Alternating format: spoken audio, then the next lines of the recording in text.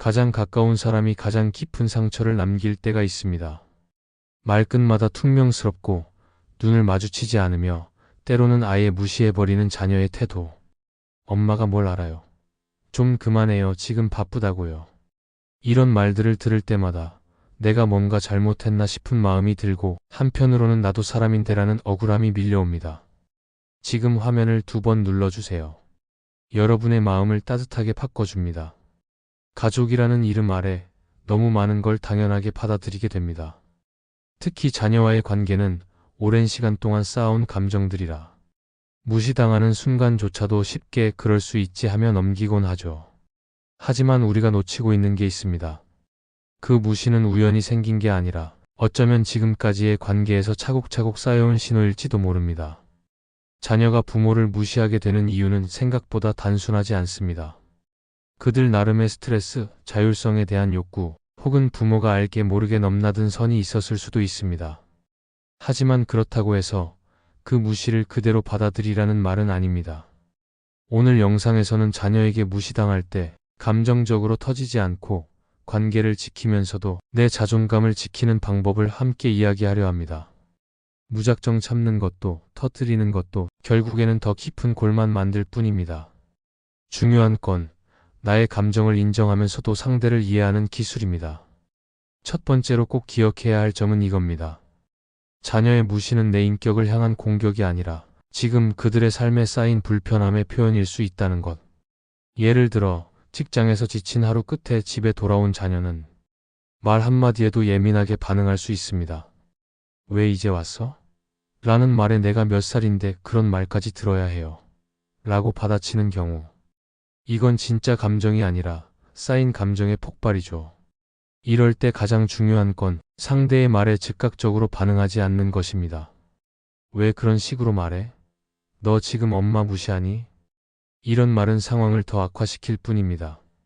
잠시 숨을 고르고 내가 지금 상처받았다는 감정을 정중하게 표현하는 것. 예를 들어 그 말은 나에게 상처가 됐어 라고 말하면 상대는 방어가 아니라 이해를 시작하게 됩니다. 자녀와의 관계에서 감정의 중심을 지키는 사람이 되어야 합니다. 우리가 흔들릴수록 상대도 더 거칠어지기 쉽기 때문입니다. 그리고 이 중심은 단단한 자존감에서 시작됩니다. 이쯤에서 되묻고 싶습니다. 당신은 지금 자녀에게 사랑받고 있다고 느끼시나요? 아니면 자녀의 태도를 통해 존중받지 못하는 사람이라는 낙인을 찍히고 계신가요? 지금 느끼는 상처는 작아 보일지 몰라도 그 감정을 그냥 덮어두면 언젠가는 큰 틈이 됩니다. 그러니 오늘만큼은 감정을 꾹 누르지 말고 그 감정과 함께 깊이 들여다보는 시간을 가져보세요. 지금 당신이 느끼는 서운함은 정당한 감정입니다. 무시받았다고 느끼는 그 순간 당신의 마음은 분명히 위험 신호를 보낸 것입니다. 우리가 자녀를 키워온 시간만큼 그들도 우리와 함께 성장 중입니다. 하지만 부모가 먼저 감정적으로 무너지면 자녀는 자신도 모르게 더 큰 선을 넘게 됩니다. 지금부터 우리는 그 선을 단호하게 그러나 따뜻하게 그을 줄 아는 지혜로운 부모가 되어야 합니다. 자녀의 무시가 반복될수록 우리 마음속에는 2가지 감정이 동시에 자랍니다. 하나는 슬픔이고 또 하나는 분노입니다. 내가 너를 어떻게 키웠는데라는 마음과 이제 더는 참기 힘들다는 분노 사이에서 수많은 부모님들이 매일 감정의 줄타기를 하고 있습니다. 문제는 이 반복되는 감정이 결국은 자녀와의 감정 거리를 점점 멀어지게 만든다는 점입니다.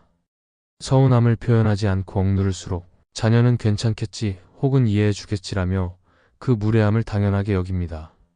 하지만 진짜 중요한 건 그 감정의 고리를 끊어내는 데 있습니다. 그래야 그들이 더 이상 당신을 지금까지의 방식으로 대하지 않게 됩니다. 그러면 우리는 어떻게 감정의 악순환을 끊어야 할까요? 첫 번째 방법은 바로 내가 먼저 감정을 언어화하는 것입니다. 예를 들어 자녀가 차가운 말투로 좀 귀찮게 하지 마요라고 했다면 그 자리에서 내 말투가 너무 상처되라고 말하는 것이 아니라 잠시 시간을 둔 후에 조용한 목소리로 말해보세요. 나는 내가 그렇게 말할 때 내가 소중하지 않은 사람처럼 느껴져서 마음이 아프더라.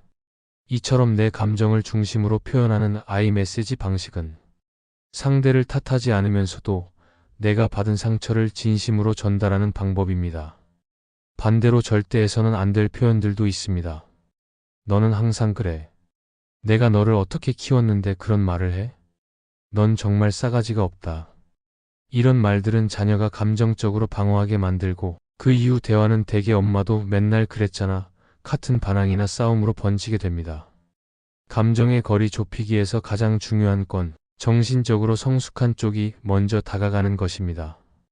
그리고 그 역할은 결국 부모에게 주어지는 경우가 많습니다. 자녀가 아직 미성숙하다는 걸 인정하는 것. 그들이 아직 감정을 조절하는 법을 배우는 중이라는 걸 받아들이는 것. 그것이 부모로서의 깊은 지혜입니다. 한 번은 60대 중반에 어머니가 상담 중 이런 말씀을 하셨어요. 내가 딸을 잘못 키운 건 아닌데 자꾸 날 불편해하는 게 느껴져요. 어릴 땐 그렇게 애지중지했는데 지금은 저랑 말도 안 하려고 해요. 이분께 제가 드린 말은 단 하나였습니다. 이제는 자녀가 어릴 때처럼 다가가는 것이 아니라 존중받는 관계를 새로 만들어 가셔야 합니다. 우리는 자녀와 감정적으로 얽힌 관계가 아닌 성인 대 성인으로서의 관계 재정립이 필요합니다. 그러기 위해서는 상대의 말을 들어주되 나를 지우지 말고, 상처를 참지 말되 화로 대응하지 말고, 관계를 유지하되 무조건적인 희생은 멈춰야 합니다. 그리고 무엇보다 중요한 건 우리가 자녀에게 존중을 먼저 보여줄 때 그들도 존중받는 부모라는 감각을 배우게 된다는 것입니다. 하지만 여기서 또 하나 중요한 전환점이 있습니다. 무시당하는 상황이 반복될 때 때로는 관계의 거리를 조정하는 용기가 필요합니다. 무조건 맞추려 하지 마세요. 무시가 반복되고 존중이 사라졌다면 잠시 물러서는 거리 두기가 관계를 지키는 방법이 되기도 합니다. 사람과 사람 사이의 관계는 거리가 너무 가까워도 너무 멀어도 상처가 됩니다. 자녀와의 관계도 마찬가지입니다. 가까운 만큼 상처도 깊고 기대도 많기 때문에 우리는 쉽게 참아버리고 더 쉽게 무너져 버립니다. 하지만 이쯤에서 한 가지 질문을 던져야 합니다. 나는 지금 자녀에게 어떤 방식으로 다가가고 있었나? 혹시 자녀가 필요하거나 감정적으로 무너져 있을 때 내가 끊임없이 조언하고 감정을 요구하고 있지는 않았는가? 아니면 나도 모르게 의무라는 이름 아래 자녀의 삶에 계속 개입하려 한 것은 아니었는가? 관계에는 때로 거리를 조정하는 지혜가 필요합니다. 이것은 멀어진다는 뜻이 아닙니다. 오히려 관계의 숨구멍을 만들어주는 것입니다. 자녀와의 감정적인 충돌이 반복될 때 가장 먼저 해야 할 일은 내가 먼저 조용히 물러나는 것입니다. 무시당했다면 그 무시 위에 감정을 쌓기보다 존중 없는 대화는 잠시 멈춘다는 원칙을 세워야 합니다. 예를 들어 자녀가 거칠게 말할 때 엄마는 너랑 말하고 싶지 않다라고 냉정하게 끊는 대신 지금 대화가 서로에게 도움이 되지 않는 것 같으니 잠깐 멈출게 라고 말하고 조용히 자리를 피해보세요. 이것이 바로 감정의 거리를 두되 관계는 끊지 않는 방법입니다. 이 방식은 의외로 큰 효과를 가져옵니다. 당장에는 자녀가 뭐야 또 삐쳤어? 할지 몰라도 시간이 지나면 그들은 부모가 나와의 대화를 단호히 멈췄다는 것을 기억합니다.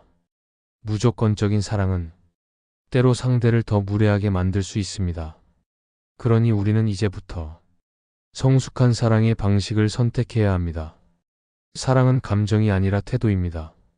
상대를 존중하며 동시에 나 자신도 존중하는 것. 이것이 진짜 관계의 시작입니다. 한 가지 실례를 들어볼게요. 한 50대 어머니는 늘 자녀의 연락을 먼저 기다리고 문자도 먼저 하고 아픈 날에도 걱정이 되어 계속 전화했습니다. 하지만 돌아오는 건 바빠요. 좀 쉬게 해줘요. 같은 무정한 말들이었습니다. 이 어머니는 상담에서 이렇게 말했습니다. 내가 너무 집착했나 싶어요. 그런데 안 하면 엄마가 필요 없는 사람 같잖아요. 저는 이렇게 말해드렸습니다. 필요한 사람이 아니라 존중받는 사람이 되셔야 합니다. 자녀가 우리가 없어도 살 수 있을 만큼 성장했다면 우리는 더 이상 돌봐주는 존재가 아니라 인생을 함께 걸어가는 동반자로의 전환을 해야 합니다. 이제는 우리가 존중을 조건으로 관계를 이어가야 할 시간입니다. 그래야만 자녀도 엄마는 언제나 내 편이라는 막연한 기대가 아닌 엄마는 나를 사람 대 사람으로 존중한다는 진짜 감정을 느끼게 됩니다. 사랑한다면 기다릴 줄도 알아야 합니다. 그리고 그 기다림 속에서도 나의 일상, 나의 감정, 나의 자존감은 결코 흔들리지 않아야 합니다. 누군가에게 무시당하고 나면 그 사람과 다시 마주 앉아 말문을 여는 것이 생각보다 어렵고 낯설게 느껴질 때가 있습니다. 특히 그것이 자녀일 때 우리는 더 복잡한 감정의 소용돌이 속에 빠지게 됩니다. 괜히 또 말 꺼냈다가 상처받는 거 아닐까? 나만 애쓰는 건 아닌가? 이젠 그냥 거리를 두는 게 편한 건 아닐까? 하지만 기억해야 할 것이 있습니다. 우리가 자녀를 여전히 사랑하고 그들과의 관계를 회복하고 싶다면 가장 중요한 것은 올바른 시점과 방법입니다. 먼저 대화를 시도하기에 가장 좋은 타이밍은 자녀의 기분이 평온하고 감정이 격하지 않은 때입니다. 예를 들어 식사를 마친 뒤 서로 조용한 시간을 공유하고 있을 때 혹은 짧은 산책이나 커피 한 잔을 함께 할 수 있을 때가 좋습니다. 대화는 갑작스럽게 터트리듯 꺼내는 것이 아니라 조심스럽게 마치 오래된 책장을 넘기듯 천천히 접근해야 합니다. 말을 꺼낼 때는 내가 그때 그렇게 말해서 서운했어 가 아니라 그날 너랑 대화했을 때 내가 좀 마음이 힘들었어. 이렇게 내 감정의 중심을 두고 표현해야 합니다.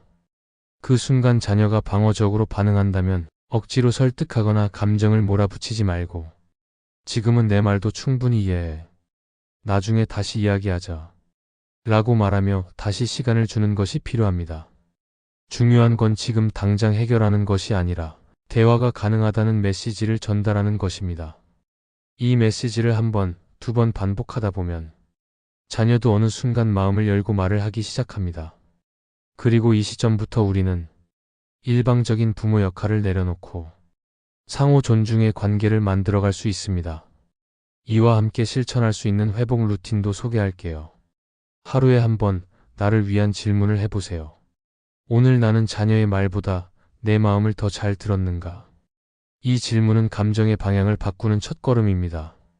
기다림에 집착하지 말고 나의 삶을 먼저 돌보세요.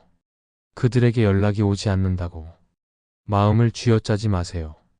당신의 하루가 가치 없어진 건 아닙니다. 작은 공감의 말 한마디를 준비해 두세요. 요즘 많이 피곤하지? 힘든 거 있으면 언제든 이야기해도 돼. 이런 말들은 자녀의 방어벽을 천천히 허물어 줍니다.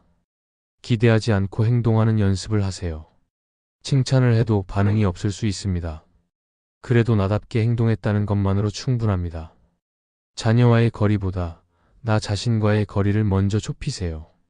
자기 자신과 친해질수록 타인에게 무시당하는 일이 줄어듭니다. 왜냐하면 자존감이 당신을 보호하기 때문입니다. 그리고 마지막으로 한 가지 더.